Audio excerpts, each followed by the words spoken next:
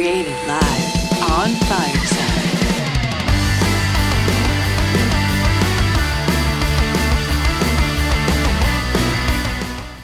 Hello. Hello. Happy Chris and Amanda Day. Happy Chris and Amanda Day, Chris. And happy Chris and Amanda Day, everyone down in the audience and everyone listening to the replay. We are so happy to be here. Our 17th episode, Chris. I know, I can't believe it. I feel like every week, every time we hit another, like now that we're in our teens, we're always like, I can't believe we're on 16, now 17, and you know. It's like, we're almost grown adults. We are. We're nearing adult status. We're almost there. So exciting. I see some friends, Roman and Pedro. And Angel down there. Thank you for being here. Yes, thanks for joining us today on another exciting show. I am very excited for today's show because I purposely loaded my list with some classics, metal classics. Well, and I think it's going to be a first and maybe only in the Chris and Amanda show history that I actually have heard all three songs. Awesome. So rare. Today's episode is a litmus test because I was like, I am going to totally load this up. And this was based on our episode, I think it was 15, where we talked about Back in Black, and you were like, I think I've heard this song before. And I'm like, all right, like, if you're like kind of wavering on this song, then what are the possibilities of you having heard these other songs? So I'm like, all right, I'm going to load my list up and I'm going to give her these songs and I'm going to see what happens, because this is going to kind of give me more of a median to work from of like what Amanda knows and what Amanda doesn't know. Which sometimes there's no rhyme or reason, right? Is that fair to say? I think that's totally fair to say. What I can say is I had the Spotify playlist. Anyone who's interested in that Spotify playlist, just go to thechrisamandamandashow.com, and the Spotify has a tab there if you want to look at our playlist there. So I had that playing, and Owen's like, Mom, why are you actually listening to good music? He called you out. You're like, I always listen to good music. And then he was like, He's like, it's normally like, my truck broke, my dog ran away, and he started singing, and it was so cute. Like, he's quite a good little singer. Oh, look at that. He would not want to sing country, but he really liked your choices. So he was down. He was down. He heard it right away and was like, maybe, like, he had a glimmer of hope his mom might be cool. Wow. Because of you, Chris. Because of you. Look at that. Making moms cool. Since 2021. Since 2021. That's hilarious. It took 17 episodes. But right. I just kind of went up a little. You just leveled up a little bit. Like Super Mario Brothers level up, let's be very clear. But nonetheless, I'll take a level up. You got to take it. You got to take the wins when you can get them. Absolutely. Especially when it's our kids and that when it involves them, because, you know, like my kids are absolutely embarrassed by me, like all the time. You know, Dad's embarrassed. Cool. But then all the friends are always like, oh, you're so cool. Like, we love hanging out with your dad. And then they're like, oh, God, like, you know, it's the last thing they all need to hear. That's okay. It's better than the reactions I get. So be happy about the cool. I'll take it. I have to say, anyone who looks at this video, I'm looking a little rough. And let me tell you why. I've been without AC since last Wednesday. Before we were out of power. Now I'm out of AC. And it's like 90 degrees here this whole week. So go to the video and just take a little look. Yeah, you'll see the video will get posted on our YouTube channel.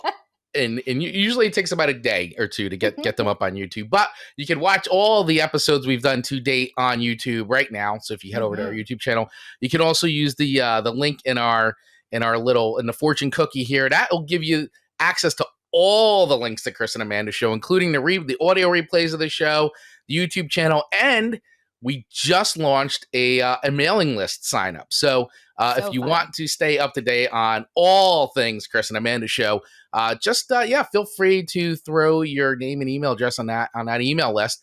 Because we want to be able to have a way to communicate with everybody and send you all the cool things that we're up to. Besides the show, I mean, we do create other video content, and we have a lot of plans in the works, and we want to make sure everybody stays communicated on it. So we promise we will not spam you. We will only send you cool Chris and Amanda stuff. This is true. And what I like about newsletters or just email list is I sometimes forget about a show. So when it lands in my inbox, it's a subtle way to go, oh my gosh, I didn't have to work to find that link. It's a good time saver. So let us do the heavy work for you. Let's bring the link to your inbox. So sign up. Exactly. Yeah, exactly. So just click the link in the fortune cookie there and sign up. Get on the list. Hey, so before we get going, why don't we explain real quick how the show works for any first-time listeners that are in the audience live, or for those that may listen to the replay and want to check the show out. So it's really complicated, and by complicated, it's really not. So don't get scared. We simply choose 3 songs a piece for the other to rate because our music tastes are so different. Today's choices is a clear example of how different our song choices and our listening choices are. So it's based on that crazy different taste. We rate it on a complicated 5-record scale. 5 being, we love it. It's fantastic. It should stay in the universe on replay, as it does oftentimes in our minds. But sometimes it deserves a 1, and it should never get played again. We have yet to have a 1 record. We've come close, but we've yet to have a 1 record. But we have been more generous than I think either one of us would have ever expected with the 5 records. I think so, but I definitely feel like the 5 records I've given, and looking back at the list, I feel like they're well-deserved 5 record That's fair. ratings. I do. Because I don't just give them out willy-nilly. There has to be that little something extra, that little spark. Little thing spark in the eye. That gets the 5 record rating. Fair enough. Yeah. Fair enough. I agree. But with that being said, we were able to give each other's song choices 5 records, even though we have different, thoughts and opinions about music. You have thoughts and opinions. I mostly have feelings. Let's be honest. I have feelings. I have feelings, but I come at it maybe a little bit differently than how you process music.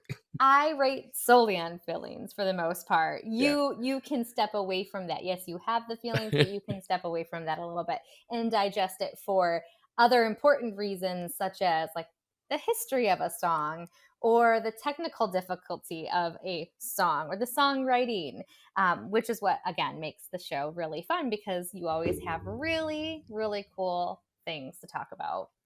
I do a little bit of research. Mostly from songfacts.com, from other places too. But I try to make the notes like condensed because, I feel like we could take like 2 songs and spend like the entire episode just talking about the history of that. So it's like taking some quick notes and condensing it. But it's always interesting to find out this, especially with a lot of the songs you send me, which I have never heard a lot of them before either. So let's just talk about this from the other side. Because while there's a lot of songs I send you have never heard before, there's a lot of things you send me I've never heard before. And so then I get very interested as I'm like looking up the lyrics and like more about the artist because I don't think I've ever heard them before.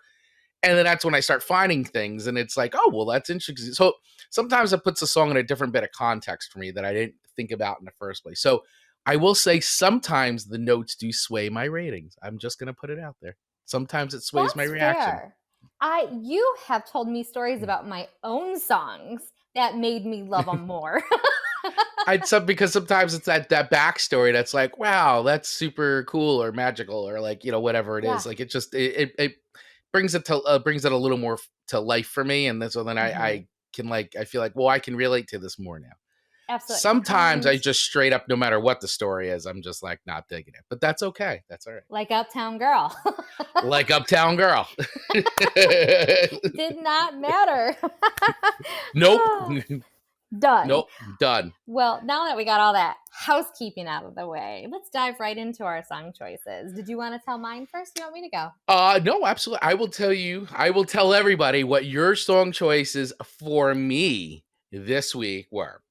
And I will say that. So some of these I think I'd heard. Well, definitely Brandi Carlile. So your first one for me was Brandi Carlile, The Story, which you've sent me Brandi Carlile before, I believe, in past shows.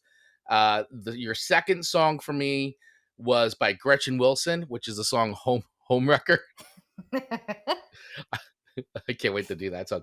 And a Colbie Caliat. I think that's how you say. Is that or Calbay or Calbit? I don't know. But it's a song I do. I don't think I've ever listened to her, but I do remember the girls, like my daughters, like listening to her stuff. I know at first I didn't realize, and then I was like, oh, okay. And then I was listening, and my younger daughter was like, oh, I know that song, Dad. I'm like, oh, okay. You've heard that before. I'm like, I don't remember hearing it, but okay.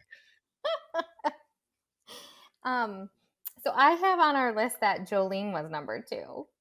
Oh, really? Wow, I screwed that up. Well, good thing I listened to Jolene. I'm like, I just went and looked at the marketing. I was like, pretty sure Jolene got the vote. Wow. Okay. But so I screwed. Well, just for fun, let's talk about Homewrecker. Okay, but I did listen to Jolene as well because so just so everybody knows, Amanda and I we while we do 3 songs for each other, we actually pick 4, and then our Patreon members. Part of the perks of being a Patreon member is that they actually get to vote on the 3. They pick 3 of the songs, 3 out of the 4 songs for us to talk about. So obviously, I was looking at the wrong thing. That's my bad. But I did listen to Jolene several times, and I do know that song. That's a song I did know. It's a fun song. It is. I love it. Okay. And then Chris's choices for me, and again, it's a first in the Chris and Amanda show history that I actually knew all 3. That is a first. Was Crazy Train by Ozzy Osbourne. Number 2, Wasted Years by Iron Maiden. And number 3, Paradise City by Guns N. Roses. Yep. Yeah, so I gotta say, like, number 2, didn't know Iron Maiden, but I knew the song. Okay. So I wasn't sure about that, but I'm actually surprised to hear that you know Wasted Years. I am too. In fact, I did not. That's the most unexpected one that I would have thought. Okay, Guns N' Roses, definitely higher percentage. Crazy Train, very high percentage of you saying you've heard that. Wasted Years, I would have put a lot lower.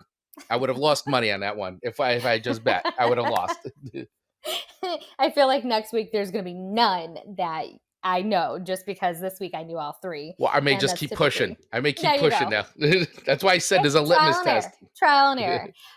So did you want to start with my number 1 pick to you? I will. Tell me I what would your love to thoughts do that. are, I Mr. will. Chris, I will. on I will. The Story. The Story. So here are my thoughts. So I'm going to say, Amanda Sharp, you are starting to learn me. After 17 episodes of doing the show, you're starting to learn a little bit about the things that that you can hook me in with, right? So this song by Brandi Carlile, The Story, it started off a little bit like, okay, it's a Brandi Carlile song, which you've sent to me. I know you've sent me other Brandi Carlile. So, but then it got there was a couple things I noticed right off the bat. I go, this song sounds a little like rougher and a little more raw than other Brandi Carlile songs. And then you get this like rockin' like total garage rock part that happens like maybe 3/4 of the way through the song or maybe halfway through. And I was like, whoa, this becomes like a whole different song for me. And I really enjoyed the song. I was unexpected, never heard this song before. You haven't heard any versions of it? No. Never. Really? Never. There's a handful of versions. Well, which I found out as I did the research, but I'd never heard any version of this song before. So this song was actually a very pleasant surprise.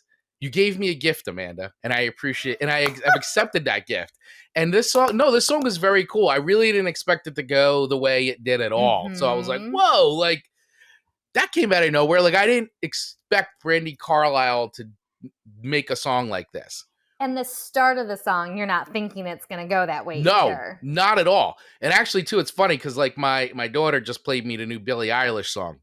And it's very similar. Like she's like, Dad, just hang in there, Dad. I'm telling you, hang in there. It's going to pay off. And I'm like, okay, like as I'm not a giant Billie Eilish fan but I respect her like 100%. I think she is. Sure. I just doesn't.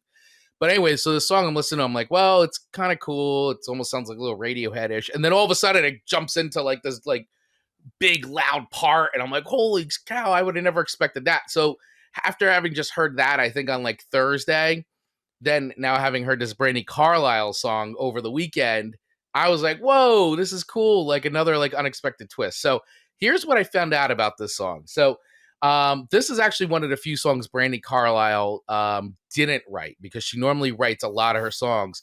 But this was written by Phil Hannersoth, who, along with his twin brother Tim, have been Brandi's collaborators since her first album in 2005.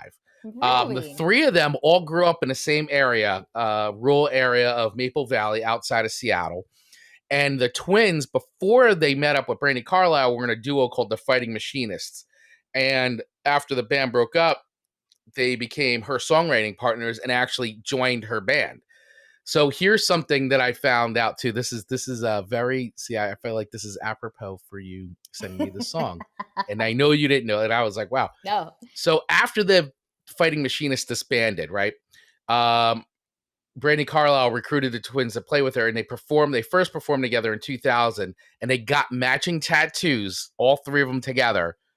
Check out here's what the tattoos were. The Chris and Amanda show icon? No, close to it. I think if we were to get matching tattoos, this is probably what we would get. Really? What is it? They got the Orin Talisman from The Never-Ending Story, a movie they all watched together as kids.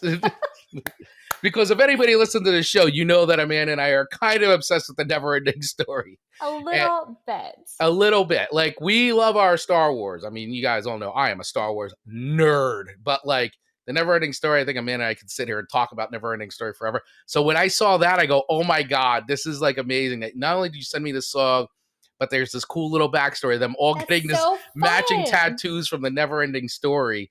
And so they basically started collaborating on country and rock, and like Fighting Machinists, they were like a harder, like they said they were like, more of a rock band. So that makes sense with the song. So this is a song that they were already doing. The Story is a song that the brothers were playing in a different form back before they started doing this. So I found this like really cool, like little interview.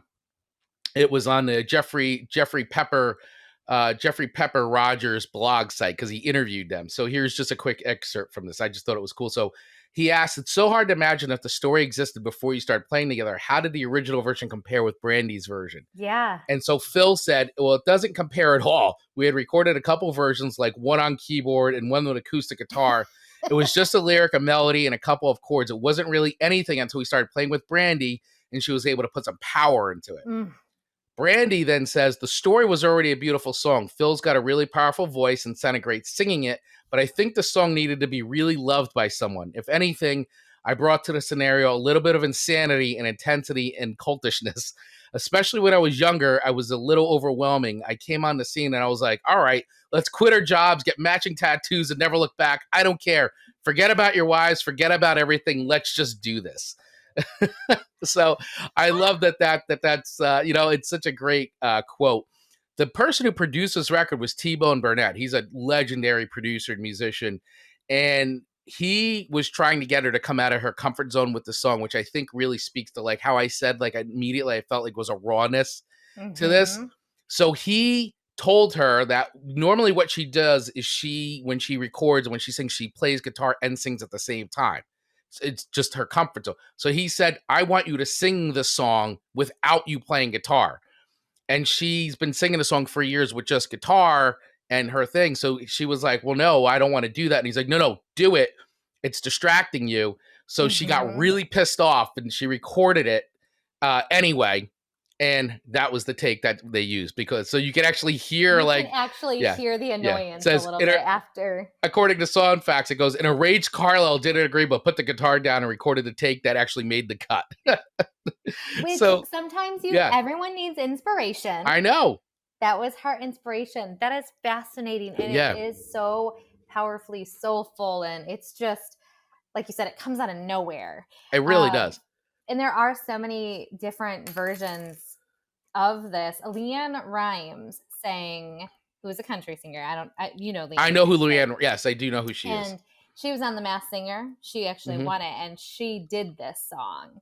Oh, wow. And you'll have to listen to her version. It is fantastic, but she just nails everything that needs to be belted. I mean, that's just her go-to. She can belt. Right.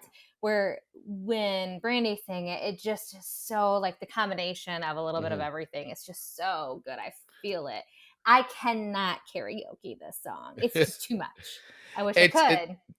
I could see the song being like, I think you definitely got to have that attitude to like pull this off too. Like, cause the song's got some big attitude in it, and which I dig for sure. You know, when she's like, you could tell she seems like she's out of her comfort zone too. Like having now read the backstory of this and the way she sounds, it sounds like she's pushing herself and she sounds pissed and like just raw. It just sounds very raw. You know, it's not, you like raw. I do. I appreciate a good rawness because I feel like you're getting like the real song sometimes. Like, absolutely. You know, and to sometimes be clear, to let our listeners down below and then our replays, you're not saying raw and bad. You're saying like good raw. Like, of course, it was a good cut that was just raw, not that filtered sound that really, I think way too many artists are doing it now. Sometimes too much overproduction is bad. I feel like you start to lose the soul and the integrity of the song. And, you know, and I get it. I mean, I understand like pop music and things like that. But, you know, a song like this, I think, really benefited from the style, how they went and recorded it. And also knowing like the generations of song, like the generations of where it got to. And so I was also listening to the song and my wife was like, oh, I know that song. It was on Grey's Anatomy. And because she was like totally into Grey's Anatomy. And she was like, oh, the artist, the actor, sorry, she sings it in there. So that was the episode where, the scene from TV shows Grey's Anatomy in 2011, where Sarah Ramirez, who plays Callie Torres, sings it leading up to her wedding with Arizona Robbins. And so they actually released her version as a single, which is funny. Her version charted higher than Brandi Carlile's original recording on the charts. Our very avid listener, James Scott, who is the host of Across the Pond podcast with an S, he sent me a message saying, I love that song, but I like that version better. And it was a great version. I mean, and I think a lot of actresses and actors can sing, but it is really impressive because that is not an easy song. And I think she nailed it. So she did a fabulous job of it. Yeah, I mean, and I did go and I listened to this I did listen to it once I found I'm like, oh, okay, because I hadn't heard. I didn't watch Grey's Anatomy, but I thought it was really well done. And it is interesting to hear her take on it and all that. But absolutely, I really dig this version. Yes, I love it. So with all those there was a lot of notes on this, but the song actually got me excited. I actually really like the song. This is amazing. I'm giving this song 5 records because I really enjoyed this song a lot. Like I liked it a lot. I thought it was really cool and I really enjoyed it. And it's going to go in the pantheon of songs that I really dig. That means so much. I mean, I figured you would like it, but I was not expecting the 5 records. I really dig it. I think it's really cool. I mean, it just hit me. You know, it hit me really like, I think between like hearing that, I don't know. I really like that. The whole package. Yeah. And the thing you said last week with the chunk, no Captain Chunk was like, you didn't like the surprises and all that of like, you know, well, there's a difference between starting subtle and belting. I know. And then but I dug it, Chris. I really liked it though. That I'm so glad. So 5 records. 5 records. That's a gift to me. That is a gift to you. That is a gift. You gave me a gift of this song. I'm giving it back to you. So fantastic. All right. Oh, if I can get past the 5 records, I'm gonna move on to your number 1 pick for me, which was Crazy Train by Ozzy Osbourne. Oh, couple things here. I do know who Ozzy Osbourne is. Check. So let's just like be really impressed. Everyone can clap down there and be happy because Amanda knows Ozzy. I mean, I've never met him. Let's be fair. I didn't know that the name of the song was Crazy Train, though. Like that, I didn't know. I had heard it. Okay. And I was at the store and I was listening to it on my computer and I just started the playlist as we do. And, you know, obviously my song started and then it goes into this song. And I was in such a different zone that like it comes on in that beginning, like whatever it says in the tone of it. I jumped. In the very beginning? The very beginning when it's like all aboard. Yes. Oh. Like it just, I went from my last song, you know, which is I do, like happy to that. I'm like, whoa. And then I was like, okay, man, it's not a commercial. It's Ozzy. It's just Ozzy. Sometimes I wish sometimes I could see your face when you first listen to some of these songs. It just, like you say, like if it's like a jukebox, right? Where, you know, there'll be a couple songs and then boom. So yeah, and I think I just tell more stories than I should. Like, should I admit that out loud that it scared me? No, but am I going to do it anyway? Yes, because it's the Chris and Amanda show. And this is what we do. So I heard this at, I believe, sporting events. This would be played probably at like football, right? 100% like one of the biggest sporting, like Back in Black. This is 100% a huge sporting event song. So I've heard it like in its entirety, just on like the radio or a playlist. But I thought that that's where I would be hearing it at Go Blue. And I actually, I don't know. Do the Osbournes have their show still? But they used to have that show. They did used to have the show. Not anymore, but they used to have the show. And we used to watch that, Marcus and I actually really, really liked them. Like when Ozzy was always like, Sharon, like it was just so fantastic. Like I love dysfunction. Right. Because we are all dysfunctional. And I think the more people try to hide dysfunction, you go, you're not kidding anyone. It's there. You're just showing good parts because any good family has dysfunction. Right. And so I love a good, like, but it wasn't like bad dysfunction. It's just like normal dysfunction. So I absolutely love their show. I think Ozzy and Sharon are just a really interesting pair. I feel like it's kind of like the same story as like Priscilla and Elvis Presley. Like, right. That, you know, kind of feel of how they came together and stuff. And I loved how, are they still together or did they divorce? No, they're still together. Okay. There was a separation though. Wasn't there a separation? I think so. But that, you know, they happened together like throughout the years. Yes. So I just really like, there's something about the whole package with Ozzy and the Osbournes that I just really enjoy. I feel really bad. Like I'm going, what did he do did he take a lot of drugs, I'm assuming? Yeah. No, that big drinking, like huge, you know, like it's why he basically got kicked out of Sabbath was because of all the drinking and the drugs and all that. And then, he had it was a time when he was basically just wanted to like drink himself to death after he got out of Sabbath. And Sharon was the one that really helped him. Like, no, like you can do this. Like she believed in him to say, you know, you can get a solo career going. Like you just need to get a band, like get back into making music again. And so this record, Blizzard of Oz, was his first, like, that was it. Like that was the first like Ozzy solo record, and meeting Randy Rhoads as a guitar player and, you know, bringing, you know, Bob Daisley and Lee Kirksley together and to create the Ozzy Osbourne band, which is kind of what it was at the time before it just became Ozzy. Like this was a make or break, you know, whether he was going to go on or just call it a day, you know? So this is going back to like 1982 or 81. I forgot when this record came out. And I love that Sharon was the person, the voice of reason, the encouragement. And I think it's so important to have that type of spouse. And I think in the music industry, it oftentimes, you just see marriages don't last, unfortunately. I mean, it's a tough road, I'm sure. All the separation, all of the drugs, the alcohol. And being married to Ozzy, I'm sure is...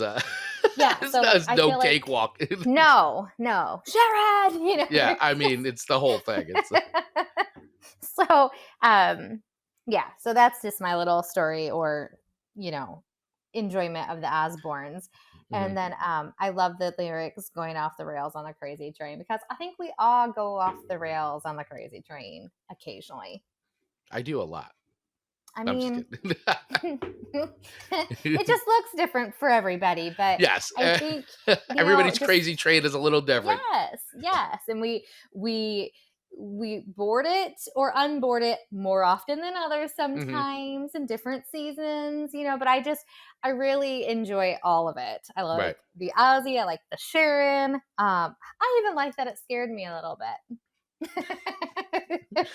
Ozzy's still scaring people. Ozzy's still scaring people in 2021. Yeah. So with all of those things being said, I'm giving it 5 records. Yeah, look at that. Look at that. So as we planned, 2 number 1 songs, 5 records to start this show out. Look at this. This is we may just have to stop now. I know. We're going kind of slow. Yeah. You guys, you don't know how hard it is to like do the show in an hour. Yeah, we are going a little slow today, but we've had a lot to talk about so far. And yes, I'm so glad you gave Crazy Train 5 records. It deserves 5 records. It is a classic song, especially Ozzy's one of his defining songs of his whole career, and yeah, it deserves it. So you just gave me a gift. Look at this, we're gifting each other back and forth. All it's a day lot long. of gifting going. Yeah, Man. Yeah. If you want to be part of this gifting, come to the stage. Yeah, I mean, you know, this may be like a 2-hour show today. I don't know. How can we gift you today? Well, we do have these cool magnets. If someone wants, yes, lots of magnets that we could put on the crazy train. Yeah, we do. So great. We well, thank you, everybody. Oh, go ahead. Oh no, I was going to say technically we have 2 number 2s on my side. Yeah, so. You do. So, well, which one do you want me to give a rating on? Okay, give the rating on Jolene. Okay, so I'll give you the rating on Jolene. Start with Homewrecker, just for fun. Just as a little fun. Do you want me to rate Homewrecker too? You know what? If you want to, like, this is a first. This is a first. Well, yeah, because I apparently I screwed up. I screwed up. So, but it kind of got me to have all 4 songs. So I'm really winning out of this. So okay, thank you are winning again. On our 17th show. Gifts all day long. All right, so Gretchen Wilson, Homewrecker. Never heard of Gretchen Wilson before. No idea who she. You know, obviously she's a country singer, but I hadn't heard her prior to you sending this to me. So I was like, all right. So right away, you know, very country sounding song. But I'll tell you, this song's great. And the whole time I'm listening to this, I feel like you have a story behind this song because there's certain lyrics in it. Because listen, you guys, we all know Amanda is sweet and she's amazing. But I've seen when the claws come out sometimes. I've seen it. I've heard it. And I'll tell you, I would be terrified to really see Amanda go nuts. And so I feel like this song, I feel like there's a part of you where this song kind of has a little. So anyway, there's some great lyrics here about. So I mean, the whole song is really about like the woman in the song is addressing another female who wants to basically like steal her husband and refers to the other woman as a homewrecker. I think we all know what that is at this point, and threatens to go kick at her pretty little butt. There's 2 lines in this. There are 2 pieces of lyrics in this song that I totally see you saying, or at least if you said in your head, maybe not out loud. I don't know, but there's there's 2 ways we could do this. I'll let you decide. You take it somewhere else, or we can take it outside. You little, and then it cuts off right there. Then the second line, there's another key line, and is like right near the end. It's like, now, honey, I'm a Christian, but if you keep it up, I'm gonna kick your pretty little butt. Is that clear enough? Yeah, you little. And then it just cuts off again. And I go, wow, this is really an Amanda song. It's the nicest way possible to get your point across. It really is. And I was like, I love singing this song. And so just beware. Amanda won't actually kick your butt. She'll just write a song like this, and you'll know it's about you. Yeah. Or she'll paint you a picture. Or I'll paint you a picture. Because that's where the dark side comes out. And it'll be very obvious as a picture of you. Or not, because I'm not the best artist. But it's...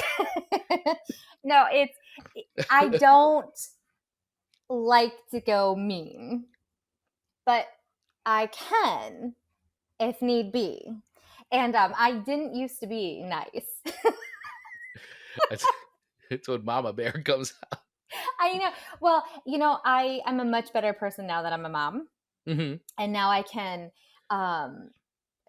direct and display my thoughts and convey them just differently. So I can kind of like bundle up I hate you with a bow, and people won't know if I ask. It's kind of like bless their heart or, something like that.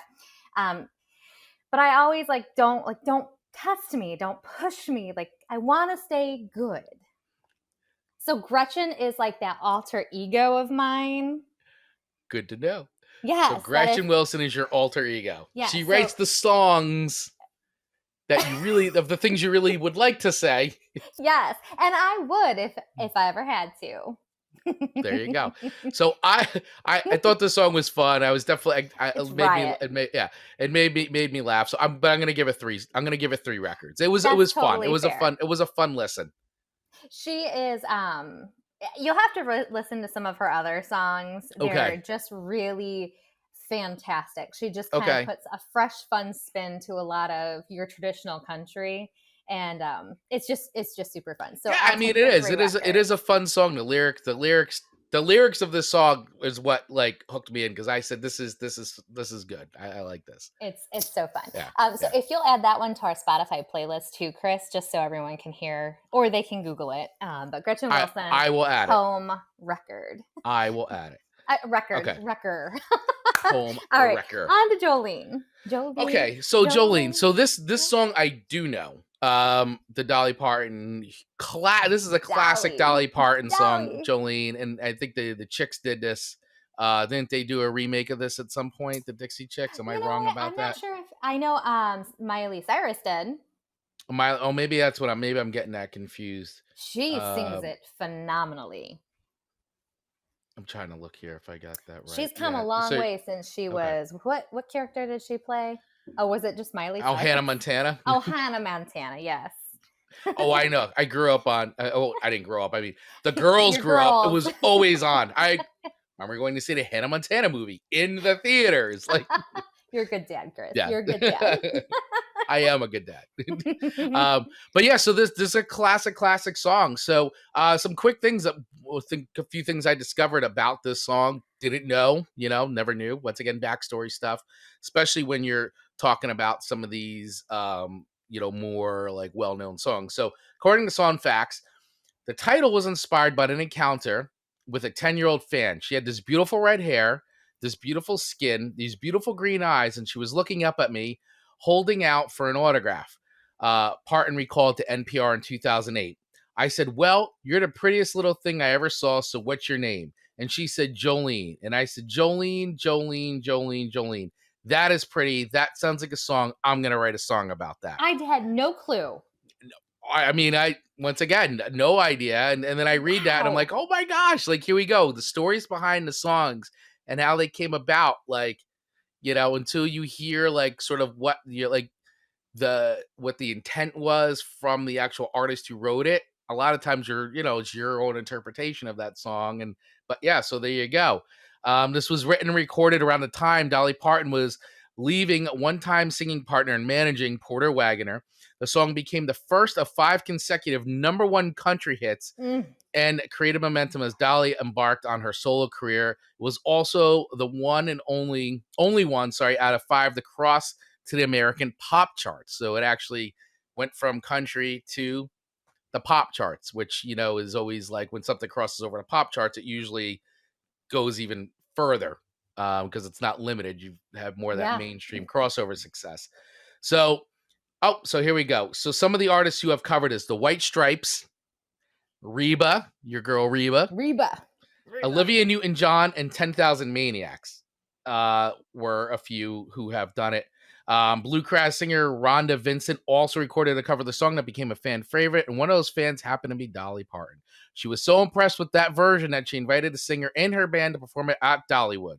Rhonda was in for a big surprise when she took up Dolly's offer, and she said in an interview, "Now I thought we are just going to going to back her up. She's there. Isn't she going to sing it? We got there expecting her to back it up, and she goes on, oh no, I'm not going to sing it. You're going to sing it, and I'm just going to go sing harmony with you." And all I could think of is, please don't let me forget the words, because we're going nose to nose at her house, at her theater there at Dollywood in a full house. It was a memorable day for us. So, just I always just find these behind behind the stories of these songs really great. So, I mean, this is one of these country songs that I do know, because I feel like it is a crossover song, and I feel like that if it's just one of these songs that there's so many country artists out there who have been able to create songs that they cross over, and there's kind of nowhere where you can go where you haven't heard this song, whether it's at a party, at an event, or even on the radio, like whatever, it's bound to cross over, and you're absolutely, and this is that song. I mean, even like, as we always say, our Spotify playlist is like a jukebox. Like, this is a song that I commonly hear like in the bar, when we're hanging out, especially early on. Like, it usually gets loaded up and it plays. So with that being said, this is definitely a 4-record song for me. I like it. It's not one that I would go actively like, oh, let me put this on, but it's one that when I hear, I'm like, this is a cool song, and I don't, I enjoy it. I enjoy it for what it is. It's a cool song. Dolly Parton's a legend. She's an amazing talent and just person all around. So, I think she's amazing. She's great. And so I think the song is right up there with her. Not a 5 record for me. I just, because like, unlike the story, like I feel like the story, like I'm like, the song hit me, and I'm like, I want to put this on. I will put it onto a playlist. I will actively put that song on. The song, very good song. I just not going to go for it. Like, I'm not going to go actively like, let me listen to Jolene. You won't necessarily skip it. But I wouldn't skip it if it comes on at a party or obviously in a jukebox. I'm like, oh, this is cool. It's cool. It's a good tune. And it's quick. Yeah, it's quick. It's like it's over before it even began. It's a thing. It's good. It's a thing. Well, I like the 4 records, and I take the 4 records. Not bad. Listen, I gotta be honest. It's hard to give Dolly Parton anything under 4 records, just because I respect her so much as an artist, singer, long performer term too. Yeah, and she's just great. Yeah, I mean, talk about like being able to stay relevant for all these years, like in the music industry, and keep crossing over. And I will say, I do enjoy her Christmas record that she put out last year. I think it was last year. Or was it the year before? It was like very recent. Yeah, her voice is just, it's so distinctive and very powerful. It's also subtle. Like it doesn't, it's easy to listen to. It is. Yeah, it definitely has the country vibe, all that, of course. But like, yeah, it's not, I don't know. You're right. I do enjoy it when I hear it. I'm not like, oh, this is like it's too much country for me. I really whatever that means. Huh? Her and Kenny Rogers together, though. Oh, that's right. Yes. Their songs to come up on future episodes. I'm surprised it's 17 episodes before I finally put her on my list. I'm surprised it took me 17 episodes before I gave you a Guns N' Roses song and an Iron Maiden song and an Ozzy song. I love it. Why? Thank you. Thank you, Pedro. Great show, friends. Greatly appreciate it. Thank you. Thank you, Pedro. Yeah. So we're only on the second song of yours. Wow, we are really behind today, but that's okay. Yeah. This song will go a little faster unless you have a lot of notes, but Wasted Years by Iron Maiden. I don't think I realized Iron Maiden, or even maybe the title, to be honest, but I had heard the song. And it must just be on Marcus's playlist. I mean, I can't think of any place else that you would have heard the song unless it was there or at a sporting event, which they don't play this at a ton of sporting events, but like I've been to games when this has kind of come on. Usually the beginning. Sound. Usually like, usually that comes up. Well, that's funny that you do that part, because that part made me go, I wonder if I could play the guitar. You could. Like if I'd be good at it. And then I was also listening to it on the third song, Paradise City. And I go, I really, because a lot of the like chords are just the same chords over and over and over, just maybe more emphasis, more, like louder, quieter. I'm like, maybe it's not as hard, but I'm sure it's hard. But that was one of the first things that I thought as I was listening to the song, because I really listen to the songs when I'm listening to the songs. Like if it's on Marcus's playlist, I don't really like dive into the song. Right.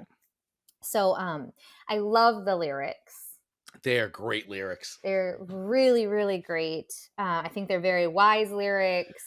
Curious if you have a story behind the writing of this song or not. Just because I really think the lyrics are very mature. It's just, they're good. I really, really love the lyrics. And then while like I like this song a lot, but it wasn't like Crazy Train by like Ozzy. Kind of the same feeling, like you like Jolene, but it's not the story level. So that's all my notes I have on this song. So with that being said, I am going to give it 4 records. All right. Which isn't bad though. Because it's respectable. No, it's very respectable. I wasn't sure where you were going to go with this song because I was like, I didn't factor in the Marcus factor. So fair. The Marcus factor. I didn't factor the Marcus factor into the equation of songs that. So I'm impressed that you recognize that you've heard this song before, and I thought at the very least, if you weren't down with the music of it, that you would like the lyrics because the lyrics are so positive. Yes. And that's Iron Maiden. Iron Maiden's either talking about things from history and mythology, okay, or things that have to do with British history, or it's like songs like this where it's just positive, and and that's always been their thing, as much as they have all the images and their mascot being like a zombie guy, but it's like they're just amazing musicians. Steve Harris, the bass player, he writes pretty much everything. He writes all the lyrics. He's a uber talented guy. I mean, everybody in this band is talented. Bruce Dickinson, the singer, is the soaring vocals, like that's that bravado and that soaring vocals, and that's what they're known for. So I mean, I am a huge Iron Maiden fan. This is what I've grown up on, and this record for me, this whole Somewhere in Time record, was like key part of my teenage years. Your teenage years. Crank I like it. Wasted Years. I still crank Wasted Years all the time. Like some of these songs never get old for me. This is a song that never gets old for me. I wonder, and even Owen, he was like, why are you listening to good music? So even Owen put these songs in a category of good music. So they're not even old for a 14-year-old. He is wise for his age. This is true. And so if I'm being honest, musically, I would have given this song probably a 3. But I enjoyed the lyrics so much that I had to bump it up to a 4. Wow. Interesting perspective, Amanda Sharp. Well, thank you. Thank you. I also like the fact that you just admitted in this that you're like, I think I could play guitar. And I'm going to go, you should absolutely learn to play guitar. All you really need to do is learn 3 chords and you're good to go. Man, this could be very interesting. You heard it here first, folks. Raphael's down there. I know he plays guitar, and I think he would agree that if you can at least learn to play 3 chords on guitar, that is like all you need to get started. Thank you. He's agreeing. So yes, guitar is easier to learn than piano, would you say? Well, here's the thing. So funny thing. Sorry, sidebar, everybody, but we're having so much fun here today. So thanks for sticking around. I was just watching one of the things I was going to say at the top and then forgot. So I'm glad you mentioned this. I was watching the on Hulu right now. There's the Paul McCartney series. It's 6 episodes. It's amazing. Good. McCartney 3-2-1. It's called. You have to watch this if you are Beatles fan, if you're into music, if whatever, or just in the creative process. You need to watch this documentary. It's outstanding. That being said, Paul McCartney talks about playing piano. And if you remember in the party, he's talking about Rick Rubin, and Rick Rubin's like, oh, how are and Paul McCartney's like self-taught. Well, he said his father played, and his father used to play the show tunes and things like that. And Paul McCartney's like, really all you need to do to learn to play piano is the 3 major chords. Which, especially with his, like, show tunes are a different thing. And but he was like boom, boom, boom, and he's like, that's kind of it. And then he started playing different songs where those 3 chords were the root of like everything that he would begin to write on piano. And what I loved about that show is the way he dissected the music, like the actual music notes of how like, that didn't work, so they toned it down or they sped it up or whatever, and how what they made a normal chord maybe turn into something else just because of the way they did it. Yeah. And I go, gosh, that's what really makes somebody a musician. You know, that they can actually go, okay, this is going to sound better by just tweaking it like this. It's that creativity in the fear, the not having fear of like just doing whatever. Hey, if it sounds good, then do it. Like there's no rules in that way.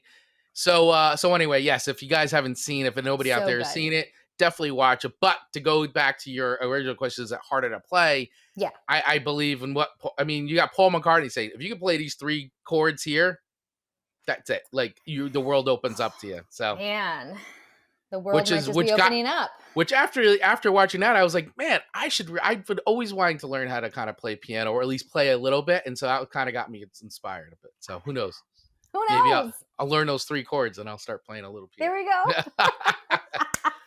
Wow. Woo, look at us. Tearing it up. It's already 12:53 and we still have 2 songs to go. Okay. Right. Well, so your third song to me, so I already got a bonus song here today, I can't wait. was by, I'm not sure if it's Colbie Caliat or Colbie Caliat. Sure. I don't know. So I apologize to the Colbie Caliat fans out there listening to this. So the song is called I Do. And I will say right off the bat, it's this song I kind of put as like, it's a ditty. It's like a little ditty. Like, I don't know. It's like this kind of like really like happy. It's happy. I'm so happy. Like, it's just a happy, like little ditty of a song. Little ditty. It was written by her and Toby Gad, who also wrote songs for Beyonce and Fergie. He actually wrote Beyonce's If I Were a Boy and Fergie's Big Girls Don't Cry. He was actually the songwriter behind those 2 songs. Really? And it was also produced by Greg Wells from Katy Perry and Kelly Clarkson. So that's sort of a little bit of that, like, which then I feel like, okay, that adds to like, I feel like the poppiness of the song. Mm-hmm. I thought, like, I think everybody else does, has been like, oh, this song's totally about getting married and like saying I do and all that. But I thought this, so I found this excerpt from an article or an interview she did in Pop Eater. And she said that even though the protagonist is declaring she wants to raise a family and spend the rest of her life with the one she loves, the song is actually about not getting hitched. She said people think the song's about getting married and saying I do at the wedding, but it's not. If you listen to the end, I say I do love you. And it's about getting ready to tell the person you're in love with them. Not specifically like, yes, I do. I'm getting married. And I thought that was kind of, because that was my assumption. And I listened, I'm like, oh, this isn't like happy wedding song thing. And, you know, and galloping down the aisle. But it's actually not about that. And it's about like, you know, saying that that you love the person, all that. So I'm like, okay, it's a really cute song. It's a cool message. Like, it's a ditty. I personally will not listen to this song as far as like like, I'm not going to, you know, it's not going to be a go-to. I'm not putting it in a mix. Sorry, Amanda. That's okay. That's okay. But it was fun to listen to, and it didn't like I didn't get an adverse reaction. I was like, oh my god, like it was just like, okay, this is like just a fun song. So because it was fun, I will give it 3 records. Fair enough. Making it better than Uptown Girl. Which still blows my mind. So 3 records. I'll take it. Because it is just a quick little, like, happy little. It is. I mean, it's just a, you know, it's like a. It's a ditty. Right. It's a ditty. It's a ditty. You're right. I don't know if I've referred to songs as ditties before. Yeah. It's a fun ditty. It's a fun ditty. And it is. It's just, it just makes me happy. Right. And I go, this is 1,000% an Amanda song. Like, I see you like driving with the windows down, driving to Pressed Rose, belting this song out. Yes, 6 See? o'clock in the morning. It's like I'm right. It's like I'm right there. It's like Like I'm you're right in the passenger seat beside me. Yes, you can hear it. You can hear it. I can hear Amanda belting I do out. So fantastic. Well, I'll take that 3 records, better than a 2. Your last song to me, Chris, was Paradise City by Guns N' Roses. Yes. Which I always find very interesting. Let's start with why the name? Do we know why the name is Guns N' Roses? A little bit, yes.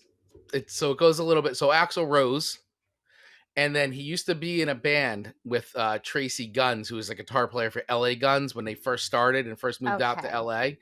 And so there was also a band called Hollywood Rose that was before Guns N' Roses. But when they started Guns N' Roses, Tracy Guns was kind of still in the band before Slash. So it was a lot of like revolving before it kind of settled on the lineup that became classic Guns N' Roses. So it was kind of a combination of like the two names, Tracy Guns, Axl Rose, Guns N' Roses.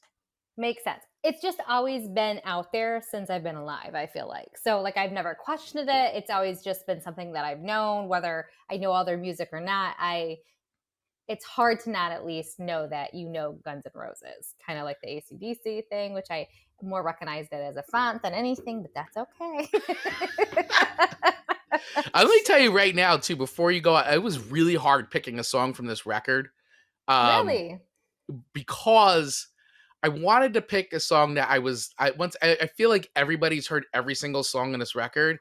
And my first pick, I actually decided not to do it because I felt like it may be too deep of an album cut for you. Okay. But we'll go into that. We'll go into it. Okay. So I like this song. I have very few notes on this song other than I like this song. I've heard it before. And even though I don't like screeching or yelling in songs and stuff, I can't help but love when they really go like up really high, and they're yeah, it's like there's something about it. Take me home. Yes, like there's something about that I have to do it with the song. Right. I don't do it right or well. It's hard. It's hard for anybody to hit that. I have to say, it must be a good song to be able to pull that type of personality out of Amanda. And I don't even know what I sound like when I'm saying it because I'm really attempting to like sing like that. So there is something about it. And it's just, there's a couple different layers of sound when I'm listening to that song that I like too. Like it's not just like a standard sound. Like I'm hearing lots of different things. So overall, I think this song just sounds really fun too. So with that being said, I don't think I knew it was called Paradise City though. I don't know what I thought it was. I was going to say, what did you think it was called? I don't know because once you see the right words, you kind of forget sometimes like what you were trying to sing it. So I'm going to have to like try and figure it out after I don't look at the title anymore and just start singing it. All right. I'd be interested to hear what you thought it was originally in your head, what it was called. And at first I was like, I thought it was Please Take Me Home. Where did I make that up? But there is a Please Take Me Home, like a little bit layered in there. Yeah. Because I'm going, man, I even made up the word please in there. Like, how did that happen? Like, I'm trying to make a Guns N' Roses song, like, polite.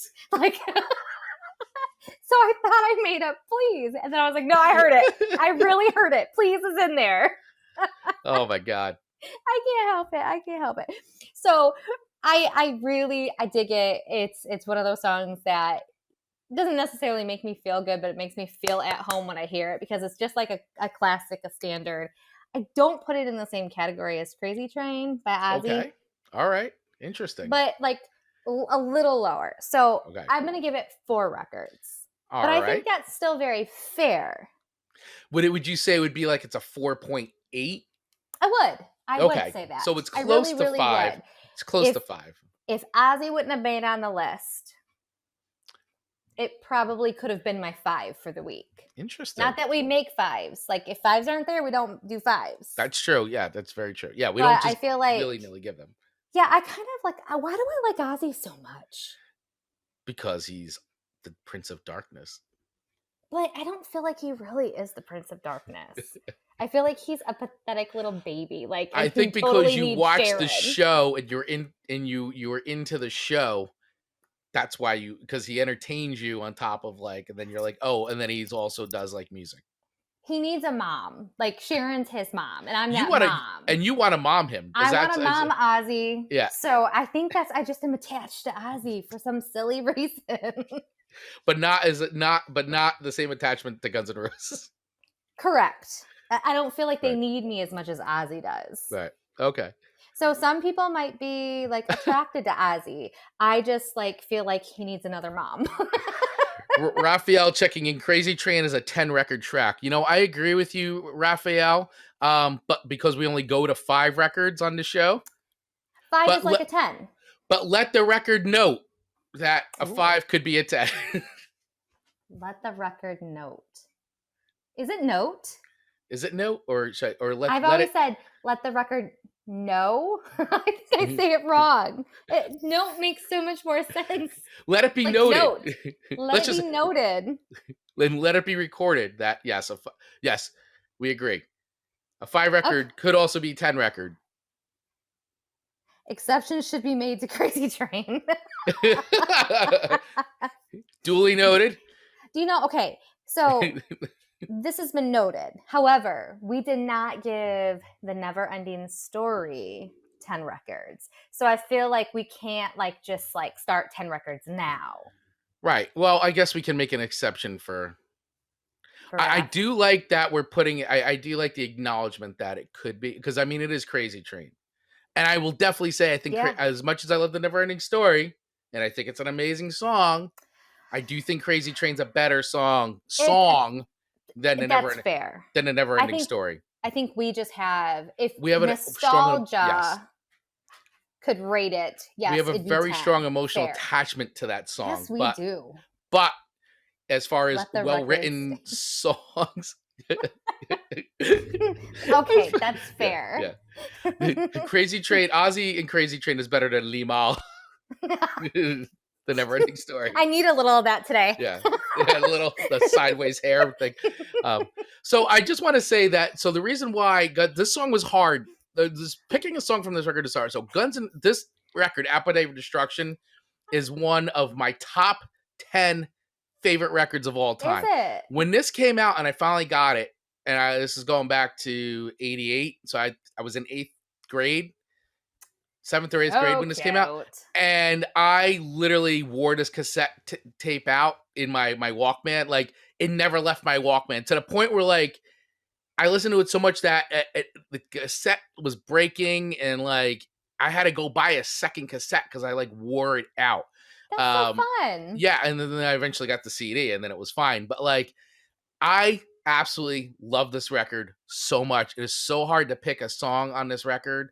And especially because I'm you knew Welcome to the Jungle. So there's no way I was putting Welcome to the Jungle on there. Cause I'm Welcome to the Jungle. If you know Back in Black and Crazy Train, Welcome to the Jungle is the other, they play that at every single sporting event. So I'm then I was well, and then my favorite song on this record is Rocket Queen. It's the last song on the record. It's one of the best, to me, one of the greatest album closers ever written. That's a whole other list. Greatest album closers of all time. Rocket Queen is one of the greatest album closers that I don't know if I know.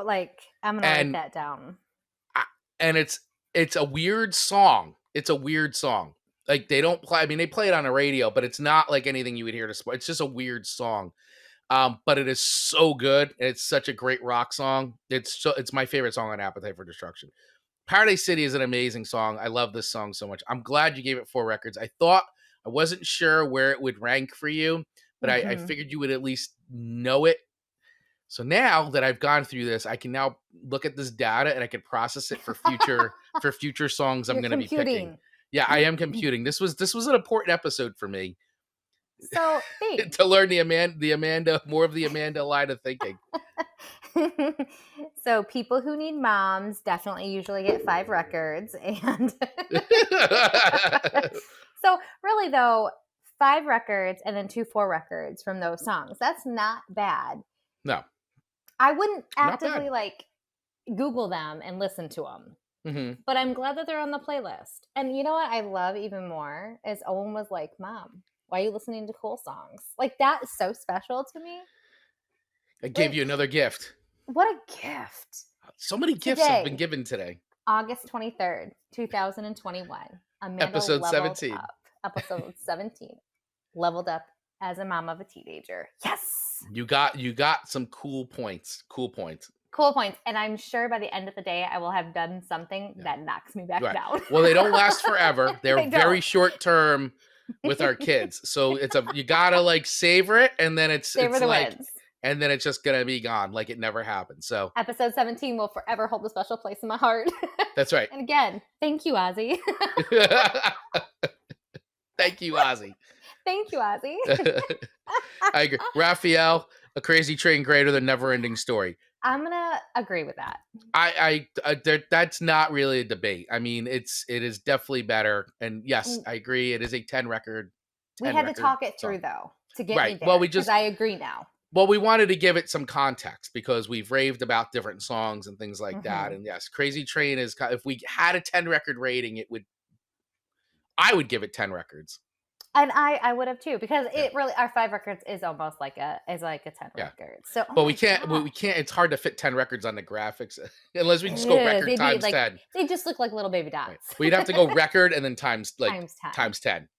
Fair enough. Fair enough. Right. Oh my goodness. What an interesting show. Very interesting show. Wow. So before, I know we got a little bit of time. We're a little bit over here, but if anybody wants to come up to the stage at all and want to say anything, rebuttal, participate, whatever, come right up and let me know or let us know.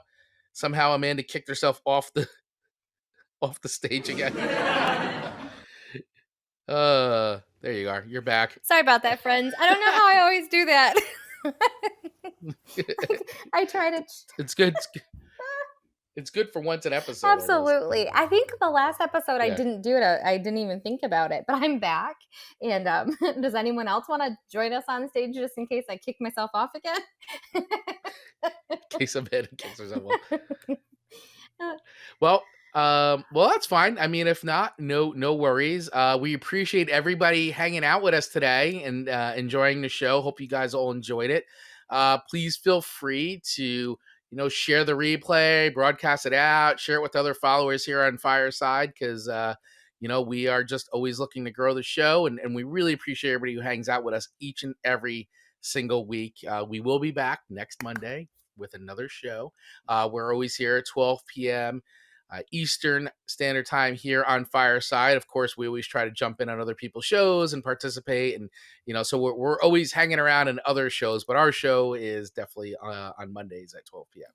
Such a fun time, and we appreciate everyone who comes in person and everyone else who listens to the replay. We just are super grateful for everyone being on this fun journey, because we sure are having a fun time, which I think today's episode showed again that we have fun doing this.